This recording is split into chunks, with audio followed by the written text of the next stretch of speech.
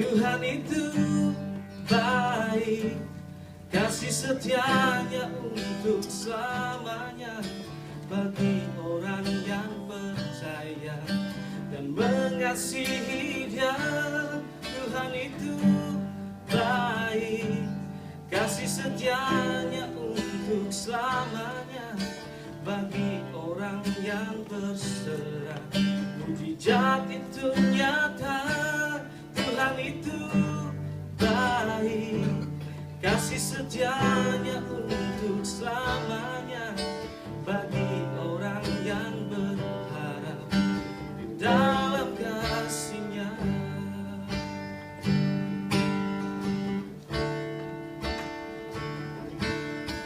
Saat ku di dalam kesesakanku, saat badai hidup merintangiku, ku ingat akan kasih setiamu. Bawaku di dalam kebenaran-Mu. Kini ku hidup di dalam damai-Mu. Harapanku hanya daripada-Mu, sebab kasih-Mu mengubah hidupku. Ku dijadikan baru. Tuhan itu baik, kasih setianya untuk selamanya bagi orang yang percaya dan mengasihi Dia. Tuhan itu baik, kasih setianya untuk selamanya bagi orang yang berserah. Mujizat itu nyata, Tuhan itu baik, kasih setianya untuk selamanya bagi orang yang berharap dalam kasih-Nya. Oh, Tuhan itu baik, kasih setianya untuk selamanya bagi orang yang percaya dan mengasihi Dia. Tuhan itu baik, kasih setianya untuk selamanya bagi orang yang berserah. Mujizat itu nyata, Tuhan itu baik, kasih setianya untuk selamanya bagi orang yang berharap dalam kasih-Nya. Bagi orang yang percaya, bagi orang yang berserah, bagi orang yang berharap di dalam kasih-Nya.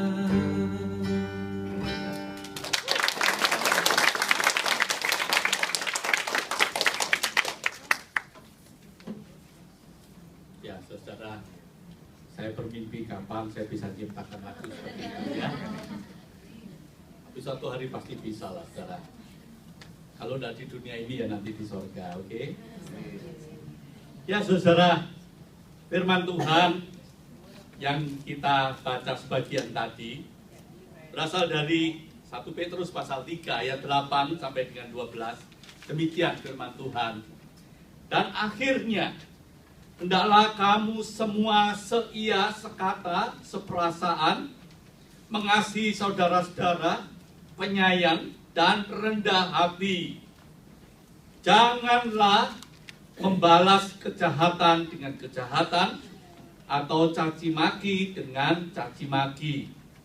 Tetapi sebaliknya hendaklah kamu memberkati, karena untuk itulah kamu dipanggil, yaitu untuk memperoleh berkat.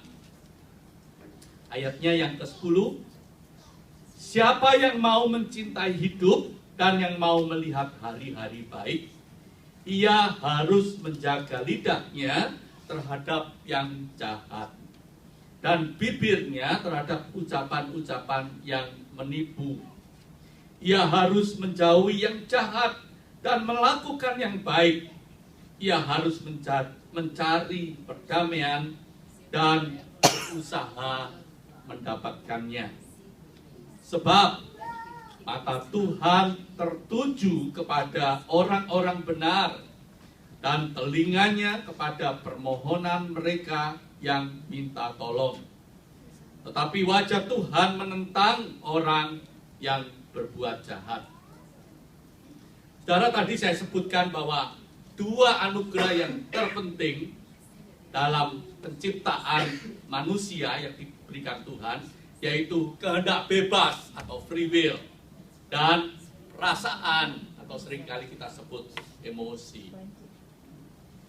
Saudara, pernahkah saudara bayangkan manusia itu diciptakan oleh Tuhan tanpa dua hal ini?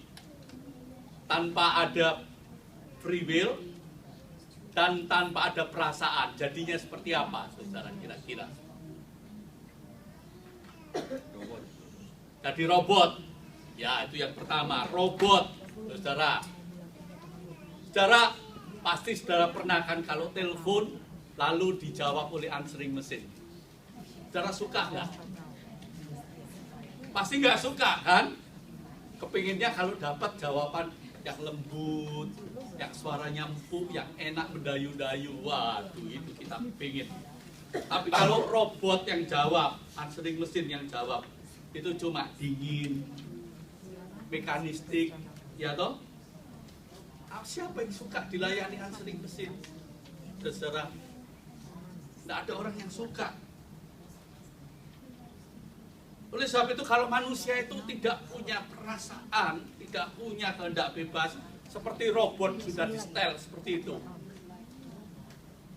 Apalagi kalau saudara dilayani manusia, betul-betul manusia, tapi seperti robot. Ya, semuanya cuma kaku, peraturannya gini ya begini, pokoknya harus begini. Nggak ada lagi pertimbangan pokoknya. Kalau sudah pokoknya ya memang nggak bisa ditawar. Begitu, begini, wah, kalau dilayani dengan cara yang dingin seperti itu kadang-kadang kita jengkel sekali, saudara. Yang pertama jadi robot. Yang kedua, saudara, kalau kehendak bebas dan perasaan yang Tuhan anugerahkan itu dicabut dari manusia, maka manusia akan menjadi seperti binatang. Manusia akan menjadi liar seperti binatang, saudara, tidak terkontrol dan tidak terkendali. Kadang-kadang orang mengatakan, oh, kehendak bebas itu menyebabkan manusia itu free, bebas. Oh tidak, justru keliru. Karena manusia itu punya kehendak bebas, dia bisa kontrol dirinya. Kalau dia tidak punya kehendak bebas, maka manusia tidak bisa mengontrol dirinya. Dirinya akan dikontrol oleh nalurinya, itulah binatang. Binatang cuma dikontrol oleh nalurinya. Saudara, memang ada pepatah, singa aja nggak makan anaknya sendiri. Jadi kalau manusia itu memakan anaknya sendiri, dia lebih buruk dari singa. Ya, ada singa atau ada binatang kalau musim kawin dia mengatakan, oh yang ini enggak, ini anakku sendiri, ini cucuku sendiri. Ada? Enggak ada. Karena dia tidak punya kehendak bebas. Kehendak bebas itu bukan terus bebas tanpa batasan. Justru kehendak bebas itu mengontrol manusia untuk bisa membatasi mana yang benar, mana yang tidak, mana yang baik, mana yang tidak. Itu indahnya kehendak bebas, saudara. Banyak orang menganggap kehendak bebas itu adalah sebebas-bebasnya. Tidak. Nah, saudara, saya tidak membahas free will kapan-kapan aja ya. Sebab itu panjang. Saya bahasnya tentang perasaan saja, saudara. Saudara, saya gambarkan perasaan itu seperti bumbu penyedap di dalam masakan. Kalau ibu-ibu atau bapak-bapak yang jago masak pasti tahu. Pasti punya trik, punya rahasia dalam memasak. Oleh sebab itu banyak resep-resep masakan dan sebagainya Saudara bisa search di Google, wah banyak. Tapi kadang-kadang kok tidak bisa seperti yang itu ya. Enaknya seperti itu. Nah kadang-kadang orang tertentu yang jago masak, kalau ditanya resepnya gimana sih, rahasianya gimana, dia mengatakan, aduh susah wis. Udahlah, kalau perlu kamu kepengen apa tak masakin daripada ngajarin. Kenapa saudara? So, memang resep itu bisa ditulis, tetapi untuk bisa masak yang enak itu ada triknya. Dan ada penyedapnya. Nah, penyedap itu walaupun tidak banyak saudara, tetapi itu kunci. Kalau tidak percaya tanya yang jago-jago masak di sini. Ya, di sini ada Cik Mimi, mana? Orangnya kok hilang. Ya, di sini ada Ibu Sinting, ada siapa lagi yang jago masak di sini ya? Syoklan jago masak. Syoklan juga. Itu mana sih Syoklan hilang juga. Gitu ya. Di sini banyak jago-jago masak. Oh, di sana ada Pak Krisya. Oh, tanpa kecuali ada istri saya. Wah. Kalau saya tidak bilang dia nanti saya tidak dimasakin enak. Wah, bahaya. Saudara, jadi walaupun bumbu penyedap itu cuma sedikit, tapi itu yang menyebabkan enak masakan. Tapi harus cuma sedikit loh. Kalau berlebihan, wah, supaya enak tak tambahi sebanyak-banyaknya. Enak enggak, saudara? Menjadi kacau balau kan, saudara. Ya.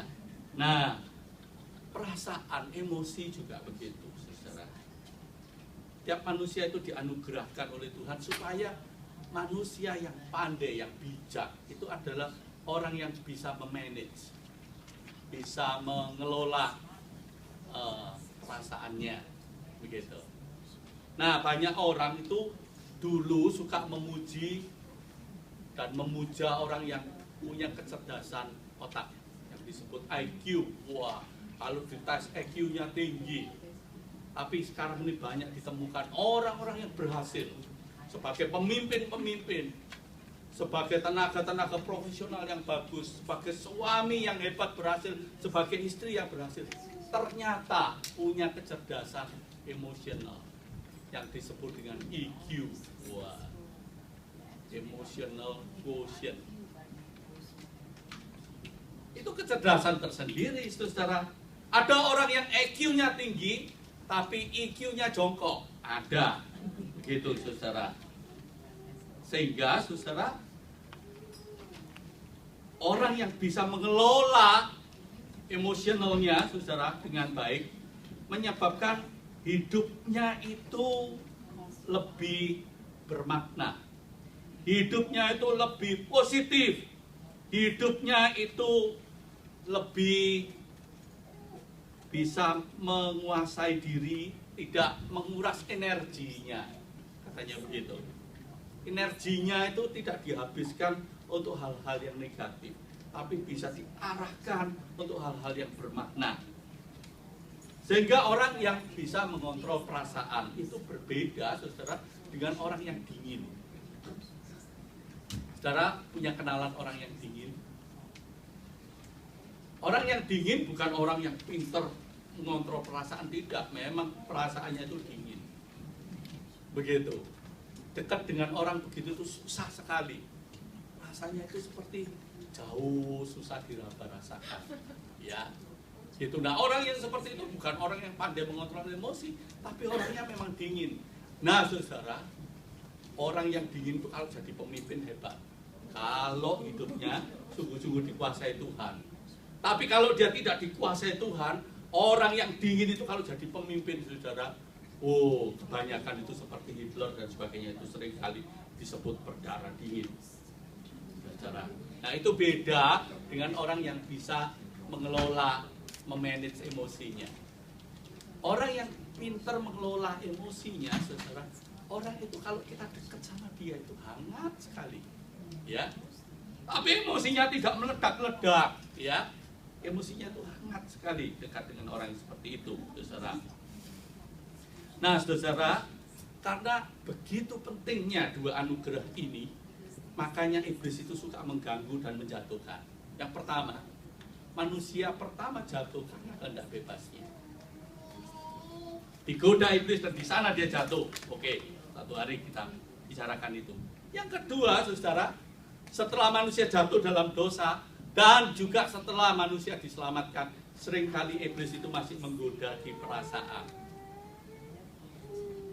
Orang yang seringkali jatuh di dalam dosa adalah orang yang tidak bisa mengontrol perasaannya di dalam kehidupannya, saudara. Tidak bisa mengontrol. Mudah marah. Marah boleh asal tepat, tapi mudah marah itu yang masalah. Mudah meledak-ledak, mudah jengkel, mudah tersinggung, mudah direndahkan, mudah diremehkan, mudah merasa dilecehkan, merasa diasingkan. Darah tinggi, Pak. Darah tinggi? Iya. Oke. Ada loh yang darahnya rendah tapi suka begini. Iya. Ya, begitu. Ini tidak ada hubungannya dengan darah, saudara ya. Memang sih kalau darahnya tinggi, lagi sepaneng, nut-nut itu mudah marah memang ya. Gitu. Tapi kalau orang itu pandai, dia mengontrol emosinya, saudara. Wah, dia adalah orang yang tidak mudah meledak-ledak, tapi hangat. Itu bedanya, ya saudara. Orang yang mudah tersinggung, mudah merasa dihina. Dan saudara, yang paling mematikan yang dipakai iblis untuk menjatuhkan manusia, ada yang tahu nggak? Yang paling kalau manusia sudah kena satu itu biasanya suka koin, suka pek. Ya. Saya kasihan sama Erik karena dia masih lagi belajar bahasa Indonesia. Jadi kalau agak pindah di situ bisa mendengar Mimi translate. Oke, pindah.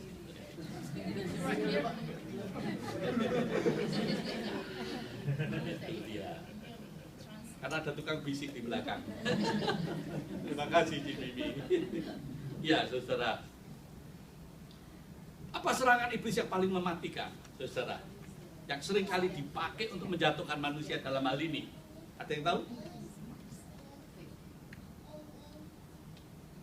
Biasanya manusia itu suka gagal di sini. Ada yang tahu nggak? Huruf awalnya apa? Apa? Huruf awalnya. Isi lagi.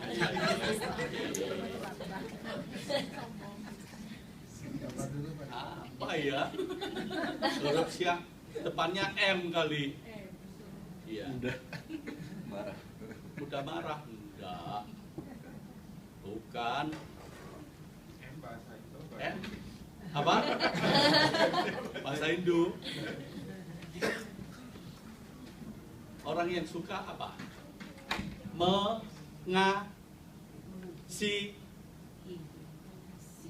Mengasihi? Enggak, mengasihi itu bagus ya kan? Mengasihani ditambah hani diri sendiri. Orang yang suka mengasihani diri sendiri, bahasa Inggrisnya apa sih itu?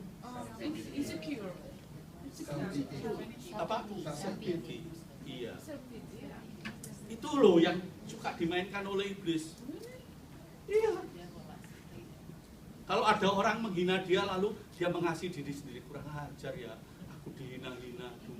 Padahal aku ini hebat, kok aku dihina-hina. Wah. Terus mengasihi diri sendiri, mengasihani diri sendiri. Jatuh ke sana. Merasa dirinya diasingkan, merasa dirinya tidak dihargai, merasa dirinya itu tidak diorangkan. Wah, orang yang mengasihani itu beda dengan orang yang mengasihi loh. Orang mengasihi diri sendiri itu sehat. Orang mengasihani diri sendiri itu bahaya. Dan iblis suka memakai itu untuk menjatuhkan manusia, saudara. Itu hebatnya dan kita harus hati-hati. Oleh sebab itu, saudara, kenapa kok Tuhan itu izinkan ada orang-orang sulit di sekitar saudara dan saya? Kenapa Tuhan itu izinkan? Ya, Tuhan nggak membuat orang sulit lalu ditaruh di tempat saudara, enggak. Di sekitar saudara pasti ada orang-orang sulit, tapi Tuhan izinkan itu hadir dalam hidup saudara. Orang-orang yang sulit, troublemaker, orang-orang yang jahat dan di sekitar saudara. Untuk apa tujuannya, saudara? Apa tujuannya? Ada banyak tujuannya. Yang pertama, supaya kita itu belajar taat pada Tuhan. Coba kalau orang-orang itu dicabut, nggak ada. Semua menyenangkan. Saudara pernah belajar taat? Pasti belajar taat, pasti taat. Loh, semua orang menyenangkan saudara, ya kan? Begitu. Saudara supaya bisa belajar kontrol diri di tengah-tengah orang yang sulit, orang troublemaker, orang yang jahat. Supaya kita itu dilatih untuk bisa menjadi orang yang belajar kontrol diri. Kalau kita nggak mampu, supaya kita belajar bergantung kepada Tuhan. Mengakui aku nggak mampu ngadepin orang ini Tuhan. Tapi Tuhan suruh untuk aku itu selalu menghadapi orang ini. Oleh sebab itu tolonglah. Supaya kita itu bersandar, supaya kita itu sungguh bergantung. Sebab kalau semua itu dicabut, manusia itu biasanya suka lupa mengandalkan pertolongan Tuhan. Sebab apa, saudara? Karena hidup itu pilihan. Tuhan beri kita kehendak bebas. Supaya kita itu memilih hidup kita itu bermakna, sehingga kita bisa menjadi saksi Tuhan atau tidak. Itu masalahnya. Sehingga kehadiran orang-orang yang sulit sebenarnya itu menolong kita, hidup kita itu lebih bermakna. Nah, nanti saudara pikirkan kok bisa, saudara. Coba ya, 1 Petrus 3 ayat 8 mengatakan begini. Dan akhirnya, hendaklah kamu semua seia sekata. Saudara, bukan berbantah-bantahan firman Tuhan. Seia sekata. Seperasaan. Seperasaan itu artinya kalau ada orang menangis, kita tertawa. Kalau ada orang menangis, ya menangislah. Kalau ada orang tertawa, ya tertawalah. Kalau ada orang menangis, dia tertawa, tandanya meledek itu pasien. Pasien begini. Orang sedih, dia ketawa-tawa gitu. Kita diajak untuk memiliki perasaan yang sama. Saudara, kalau siapa sih istri-istri yang gak kepingin punya suami yang seperti ini? Ada nggak? Semua istri pasti pengen punya suami yang seperasaan. Wah, dikala istrinya sedih bisa menghayati begitu, ya toh? Dikala istrinya gembira juga bisa menghayati. Bayangin kalau kita itu menikah dengan suami yang dingin aja. Ya, titik-titik yang nggak ketawa. Rasanya susah ya, saudara. Nah, firman Tuhan mengatakan supaya kita itu mengasihi saudara-saudara. Kita diminta untuk mengasihi, bukan membenci. Kita dipanggil untuk menyayangi, supaya kita itu saling menyayangi dan rendah hati. Bukan angkuh, bukan orang yang tidak bisa menghargai, tapi bisa rendah hati. Dekat dengan orang yang rendah hati itu enak. Dekat orang yang rendah diri itu susah. Tapi kalau dekat orang yang rendah hati, saudara, wah, hidup kita itu seringkali tersanjung. Ya, saudara, begitu. Nah, saudara, coba bayangkan. Dikatakan jika setiap orang Kristen yang mengaku dirinya Kristen, yang percaya Tuhan, yang sudah dibaptis entah 2 kali, entah 3 kali, kadang-kadang ada, saudara. Dia tidak seret dibaptis lalu, wah dulu aku kalau baptis itu dipercik saja, sekarang ini diselemin, minta diselemin lagi. Lalu jalan-jalan ke sungai Yordan, oh ini asli Tuhan Yesus dulu dibaptis ini, mau dibaptis lagi, mau selemin lagi. Wah, padahal sungai Yordan itu katanya airnya coklat. Lalu dia itu tiap minggu rajin ke gereja, rajin persekutuan, KTP-nya Kristen. Kalau ditelepon biasanya orang begini ini gimana? Langsung begitu ngangkat telepon, Shalom. Aduh, enak banget itu. Gitu.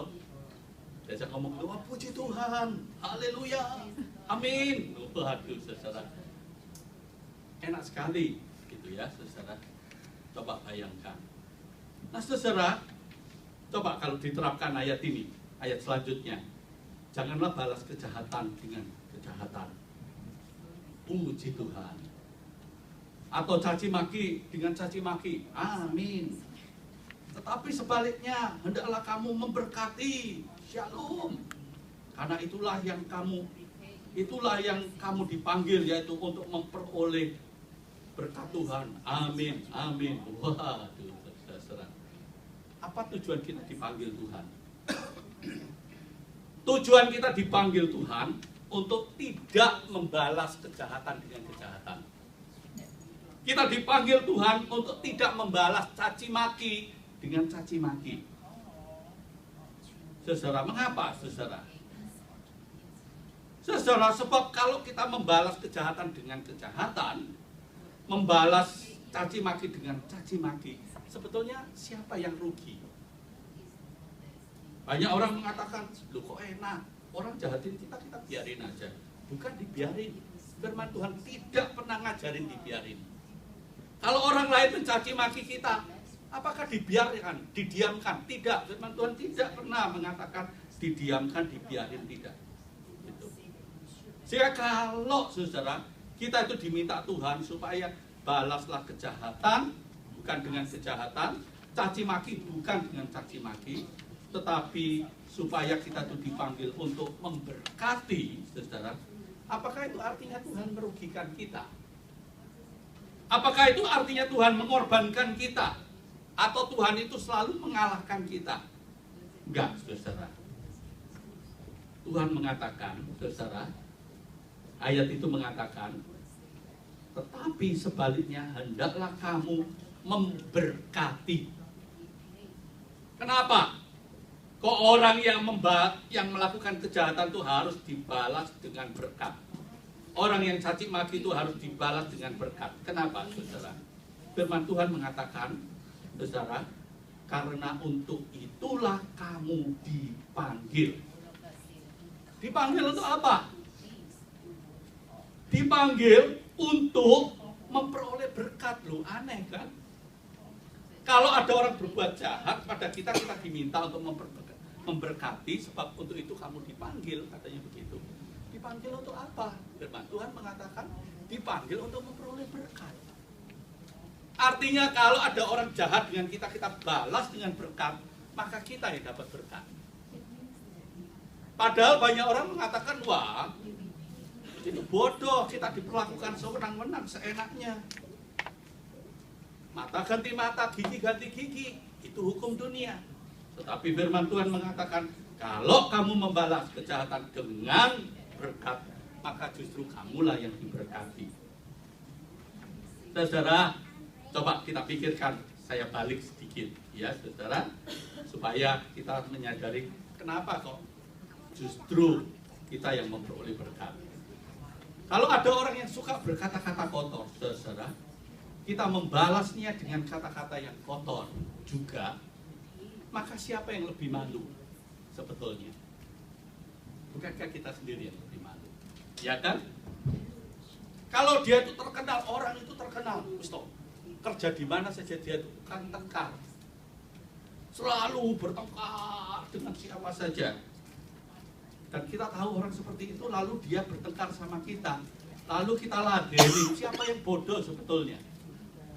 Ya kita sendiri, saudara.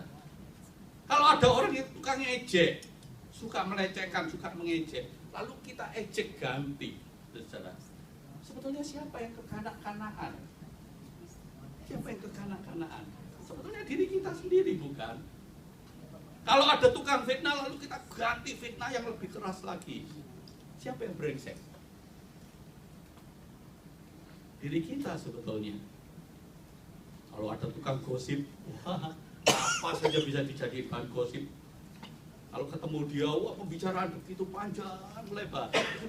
Lalu kita juga aktif di dalamnya. Siapa yang lebih sip? Ayo, kalau ada tukang gosip, lalu kita nimbrung ikut gosip, siapa yang lebih sip? Sebab gosip itu katanya kalau digosok makin sip.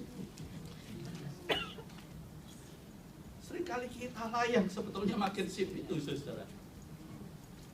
Saudara, kalau Anda dijahatin, Anda balas dengan kejahatan, siapa yang dipermalukan?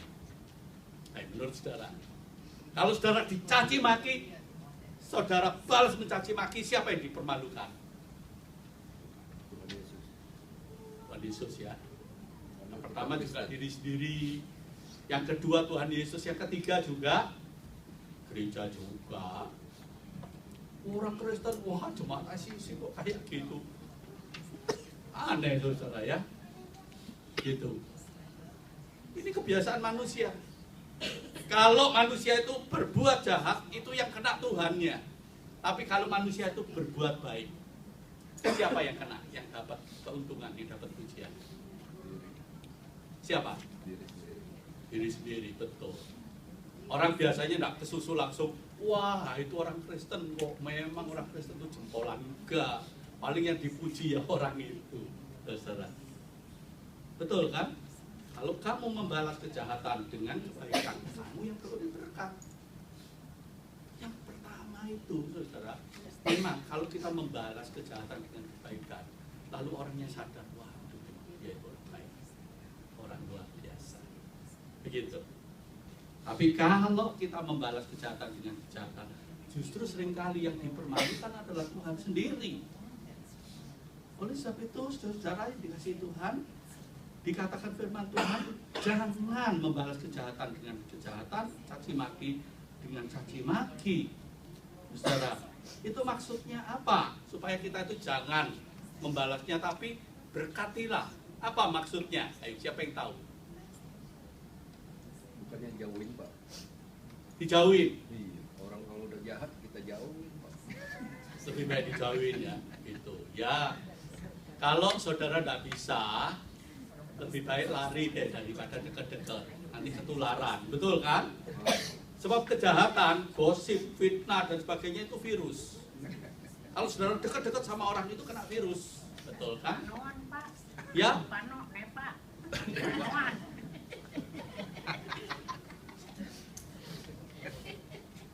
Itu nular, Dia nular. betul, saudara. Hati-hati ya di coklat. Kalau panoan penempel nular. Iya, hati-hati ya, nggak boleh nularin loh ya. Itu tuyul, Pak. Ya saudara, jadi kalau memang kita tidak bisa, ya lari menjauh, it's okay. Tapi ingat, Tuhan bilang, kamu adalah terang dunia, kamu adalah garam dunia. Garam itu tempatnya di mana? Laut. Tempatnya ya di masakan toh, makanan kan. Kalau garam itu cuma ditaruh di toples saja, ditaruh di lemari, berguna nggak? Nggak berguna kan? Ada nggak orang makan itu, ini sayurnya tawar, lalu ini garamnya, makan sayurnya lalu makan sayurnya lalu, wah asinnya ada begitu nggak ada. Orang rada-rada. Yang ada adalah dimasukkan di dalamnya untuk menyatu kan. Nah hidup orang beriman juga seharusnya, saudara, di tengah-tengah dunia yang makin rusak ini kita dipanggil untuk hadir, untuk memberkati. Kalau kita selalu lari, maka kita tidak bisa jadi berkat. Tapi kita tidak boleh dipanggil untuk larut ikut, tapi untuk memberkati. Nah caranya memberkati gimana? Begitu, saudara. Kalau kita dimaki-maki, caranya gimana? Dia maki-maki kita, lalu kita mengatakan, oh shalom, oh amin. Apakah itu artinya? Haleluya. Oh kalau itu dijahatin, haleluya. Begitu kalau ingat. Tapi kalau nggak ingat, haleluya. Itu bahaya. Boleh nggak saudara? Kalau orang lain memaki-maki kita lalu kita katakan shalom. Wah, kamu itu hidupmu nggak bener, amin. Boleh nggak saudara? Ayo, seperti kalau kebiasaan telepon, siapa sih yang sini suka kebiasaan kalau telepon? Nanti jangan-jangan kalau saya telepon nggak berani lagi ya. Telepon biasanya shalom Pak, lalu nggak berani. Wah ini kenapa Santo ini? Boleh nggak saudara? Kalau orang mencaci maki kita lalu kita mengatakan shalom, puji Tuhan, boleh nggak? Boleh, nggak salah saudara. Tapi yang dimaksud ayat ini yang utama itu bukan itu maksudnya, ya? Maksudnya apa saudara? Maksudnya seperti ini. siapa yang mau mencintai hidup dan mau melihat hari-hari baik, ia harus menjaga lidahnya terhadap yang jahat dan bibirnya terhadap ucapan-ucapan yang menipu, yang disebut memberkati itu. Ia harus menjaga lidahnya terhadap yang jahat dan bibirnya terhadap ucapan-ucapan yang menipu. Itu memberkati. Orang yang bisa kontrol lidahnya, orang yang bisa mengontrol supaya tidak mencaci maki dibalas caci maki, maka orang itu memberkati. Yang kedua, saudara, disebutkan ia harus menjauhi yang jahat, bukan menjauhi orang jahat, beda. Dia harus menjauhi yang jahat. Nah, manusia suka kebalik. Kalau ada orang jahat yang dijauhi orangnya, bukan kejahatannya. Kebanyakan orang itu kebalik. Kejahatannya ditiru, tapi orangnya dijauhin. Nah, firman Tuhan mestinya mengajar kita jauhi yang jahat dan lakukanlah yang baik. Ia harus mencari perdamaian dan berusaha mendapatkannya. Jadi kalau ada orang sedang berseteru, bertengkar dan sebagainya, lalu kita gosok-gosoki supaya lebih ribut, lebih rame, waduh, senangnya setengah mati. Nah, itu lebih jahat. Tapi kalau orang itu selalu berusaha menjadi pendamai, apalagi kalau dia sudah berhasil mendamaikan, waduh, senangnya setengah mati. Betul kan? Kalau bisa menjadi pendamai, bisa merukunkan. Itu bukan cuma memberkati orang yang sedang bertengkar, tapi memberkati diri sendiri juga. Sebab dia menjadi pendamai. Saudara, pertanyaan saya, saudara, gampang nggak jalankan firman Tuhan ini? Susah. Ya, susah ya. Jangan membalas kejahatan dengan kejahatan, caci maki dengan caci maki, tapi berkatilah. Sebab untuk itulah kamu dipanggil supaya kamu memperoleh berkat. Mudah atau susah jalankan firman Tuhan ini? Susah. Siapa yang mengatakan gampang? Ayo, angkat tangan. Susah ya? Setuju? Oke. Pertanyaan saya, siapa yang sudah pernah dan sering menjalankan, angkat tangan? Jalankan apa? Jangan balas kejahatan dengan kejahatan, caci maki dengan caci maki, tapi berkatilah mereka. Siapa yang sudah berhasil dan seringkali berhasil?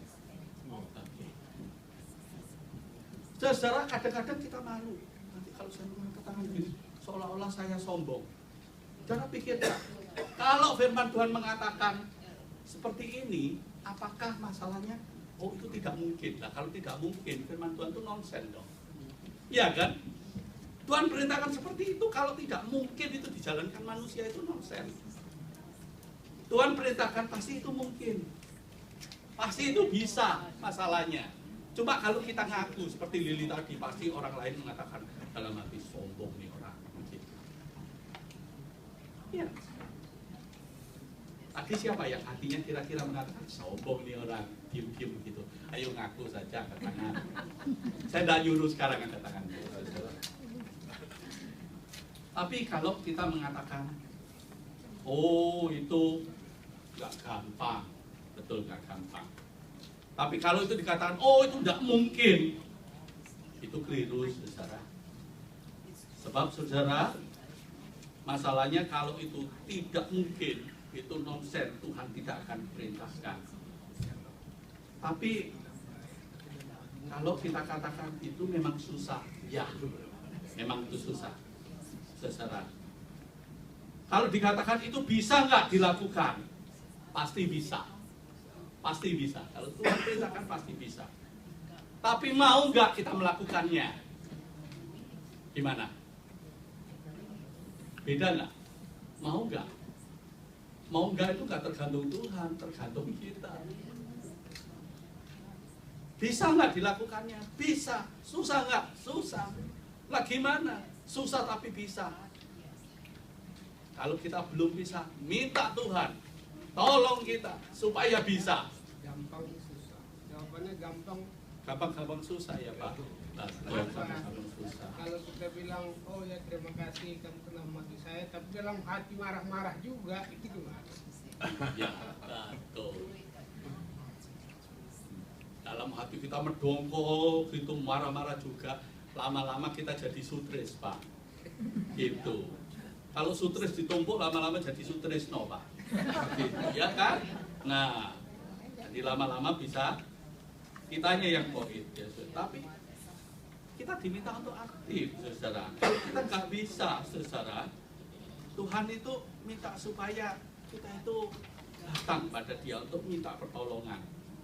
Saya mau cerita seorang tokoh dunia ini yang terkenal. Namanya Paus Yohanes Paulus II. Saudara. Dia pernah ditembak oleh satu orang, saudara, namanya Mehmet Ali Aga, orang Turki. Ternyata dia adalah agen mata-mata dari Rusia. Pada waktu itu takut kalau terjadi karena Paus ini dari Polandia, takut kalau negara-negara komunis bloknya Rusia itu pecah, maka Paus ini harus dibunuh. Ketika dia ditembak, saudara, dadanya, saudara, untung dia nggak mati. Setelah dia sembuh, apa yang dia lakukan? Ada yang tahu? Dia pergi ke penjara. Dia datangi dan temui si Mehmet itu. Dia peluk dan dia mengatakan, aku mengasihi, aku mengampuni. Luar biasa. Dan itu ditulis oleh banyak berita-berita di luar negeri. Kenapa itu ditulis? Kenapa? Apakah karena itu Paus? Mungkin ya. Tapi saudara, itu ditulis karena berita-berita seperti itu agak langka sekarang ini. Apalagi menyangkut orang besar, lebih langka lagi. Sehingga itu ditulis. Sebab sebetulnya saudara, masalah mengampuni, membalas kejahatan bukan dengan kejahatan tetapi dengan berkat, itu masalah kemauan. Kalau ada kemauan, pasti kita bisa. Kalau kita tidak bisa, dikatakan oleh firman Tuhan dalam ayat yang ke-12 tadi mengatakan begini. Sebab mata Tuhan tertuju kepada orang-orang yang benar dan telinganya kepada permohonan mereka yang minta tolong. Dikatakan sulit menjalankan firman Tuhan ini. Ya. Tapi kalau ada orang yang berteriak minta tolong, Tuhan, mestinya begini, karena kalau aku melakukan ini yang pertama diberkati itu hidupku. Tapi aku itu tidak mampu, tolonglah. Tuhan mau menolong nggak, saudara? Mau.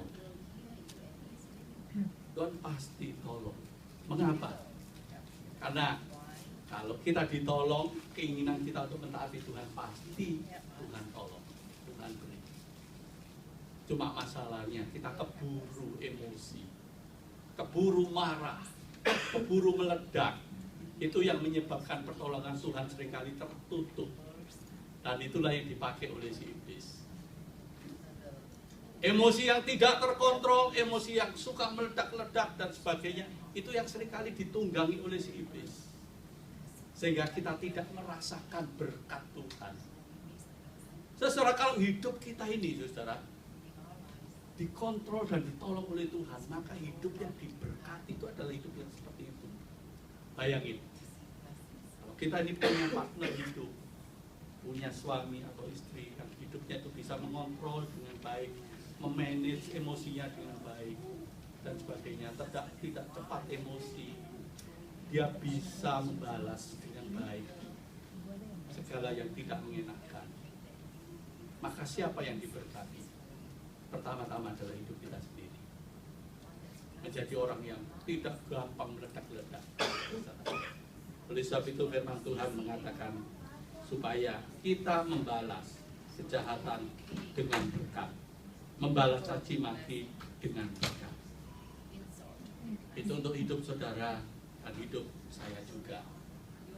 Dan ternyata di dalam survei orang yang dianggap berhasil, orang-orang besar yang dianggap berhasil yang pernah hidup di dunia ini, kalau disurvei itu ternyata keberhasilannya itu bukan cuma IQ-nya yang tinggi,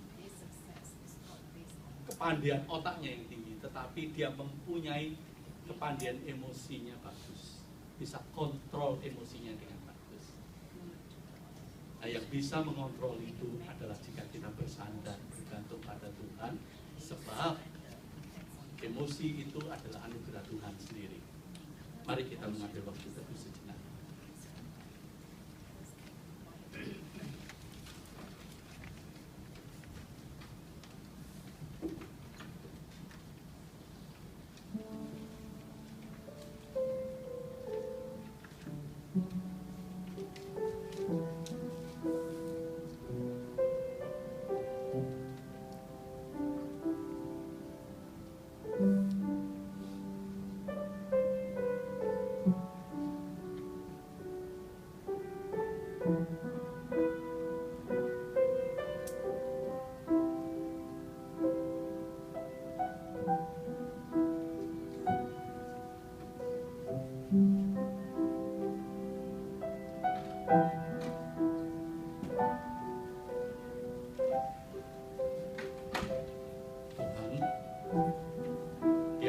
Kami mengakui seringkali banyak masalah yang ada dalam hidup kami, dalam keluarga kami, dalam hubungan suami istri, dalam hubungan orang tua anak, dalam hubungan dengan saudara, dalam hubungan dengan teman.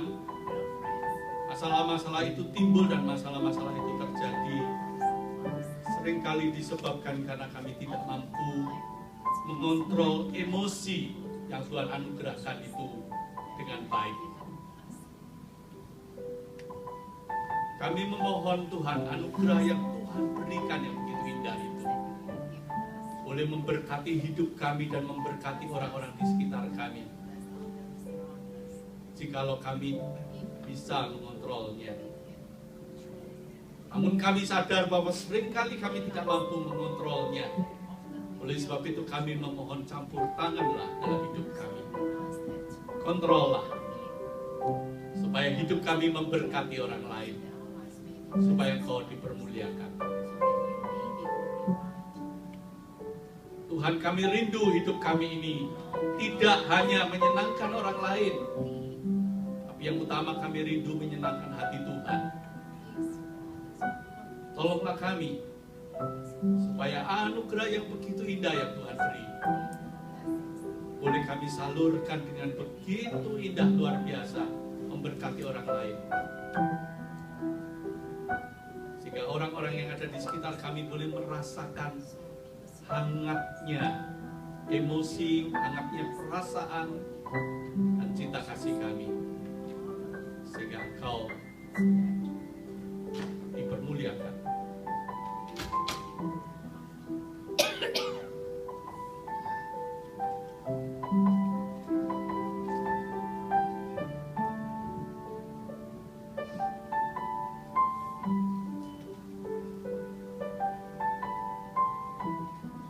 Terima kasih ya Tuhan. Haleluya. Amin. Saudara, anak-anak akan memuji Tuhan, akan mempersembahkannya. Saudara lihat ekspresi mereka di dalam memuliakan Tuhan.